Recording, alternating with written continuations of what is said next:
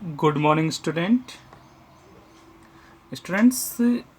हम मॉडल का स्टडी कर रहे हैं और आज हम स्टडी करेंगे use of will.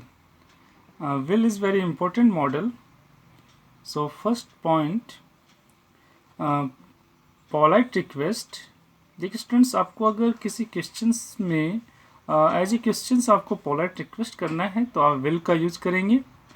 For example, will you open the window please. Will you open the window please.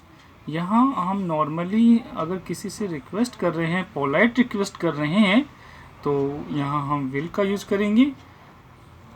Next example, will you please help me. Will you please help me. Are you willing to. अगर आप इच्छा रखते हैं कि आप मेरी help करना चाहेंगे, तो यहाँ एक रिक्वेस्ट किया गया है, पोलाइट रिक्वेस्ट किया गया है, तो पोलाइट रिक्वेस्ट करने के लिए हम विल का यूज करते हैं और ये रिक्वेस्ट एज ए क्वेश्चंस की जाती है। नेक्स्ट देखिए, willingness. Second point, willingness in affirmative sentence, refusal negative sentence, agreement, intention with all persons. अगर आपको विलिंग्स बतानी है, अपनी इच्छाएं बतानी है, रिफ्यूजल करना है, एग्रीमेंट करना है या इंटेंशन बताना है, तो आप विल का यूज करेंगे। For example, I will try again if you wish. I will try again if you wish, I am willing to. It means I will try again if you wish. तो यहाँ एक प्रकार से willingness है, इच्छा है, affirmative sentence है। Next example, I won't listen to you unless you talk sense. Refusal बताया गया है। विल नॉट को हम शॉर्ट फॉर्म वांट कहते हैं। I won't listen to you unless you talk sense. तो यहाँ पर हमने विल का यूज किया रिफ्यूजल बताने के लिए।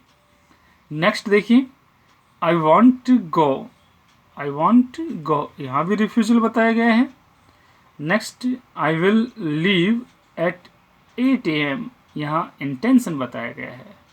तो ये सब बताने के लिए आप विल का यूज करेंगे।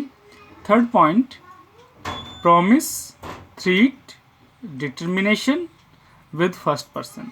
अगर आपको फर्स्ट पर्सन के साथ प्रॉमिस करना है, थ्रीट करना है, डिटर्मिनेशन बताना है, तो यहाँ आप विल का यूज करेंगे। For example, I will not permit it. I will not permit it, determination. यहाँ पर बिल्कुल डिटर्मिनेशन है। Next example, I will punish you if you don't do your work. I will punish you if you don't do your work, यहाँ warning दी गई है। Next, I will give you my book, यहाँ promise किया गया है। तो students, अगर promise, threat और डिटर्मिनेशन बताना है तो आप विल का यूज करेंगे। नेक्स्ट, फोर्थ पॉइंट, हैबिट और obstinate insistence in all person in affirmative, negative and interrogative sentence। अगर आपको हैबिट बताना है, ऑब्स्टिनेट इंसिस्टेंस बताना है सभी पर्सन के साथ, सभी सेंटेंस में, अफर्मेटिव हो सेंटेंस, नेगेटिव हो और इंट्रोगेटिव हो, तो आप विल का यूज करेंगे। For example, boys will be boys, habit बताई गई है यहाँ पर।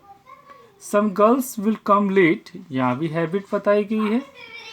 My husband will drop S on the carpet, यहाँ ऑब्स्टिनेट इंसिस्टेंट है। तो ये सब बताने के लिए आप विल का यूज करेंगे। तो स्टूडेंट्स, ये था विल का यूज। अब देखिए हम बात करें next, use of word. Use of word में हमारा पहला पॉइंट है पोलाइट रिक्वेस्ट।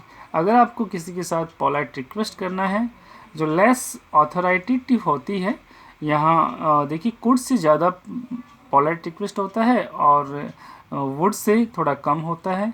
यहाँ हम सामने वाले पे इतना ज़्यादा उसको प्रिसाइज नहीं कर सकते, लेस ऑथोराइटेटिव होती है ये। एग्जाम्पल देखिए, would you open the window please. Would you open the window please, यहाँ हम सामने वाले को एक रिक्वेस्ट कर रहे हैं कि आप विंडो ओपन करेंगे। Next example, would you bring me a glass of water to mother. अगर आपको मदर से रिक्वेस्ट करना है, फॉर्मल रिक्वेस्ट करना है, तो आप कहेंगे would you bring me a glass of water. अगर इसी बात को आप वाइफ को कहना चाहते हैं तो वहाँ आप यूज करेंगे will you bring me a glass of water. Okay students, second point, past habit. अगर आपको पास्ट हैबिट बताना है तो आप वुड का यूज करेंगे। For example, he would sit for hours watching the ships. He would sit for hours watching the ships. मैं कई घंटों तक बैठकर शिप्स को देखा करता था, ये उसकी हैबिट थी, पास्ट हैबिट थी। He would blame Raman for everything. मैं हर चीज़ के लिए रमन को ब्लेम करता था, तो यहाँ ये उसकी पास्ट हैबिट थी। नेक्स्ट पॉइंट, प्रेफरेंस बताना है। तो प्रेफरेंस बताना है तो आप वुड के बाद rather sooner can be placed after would. Would के बाद आप रेदर और सोनर के यूज करेंगे।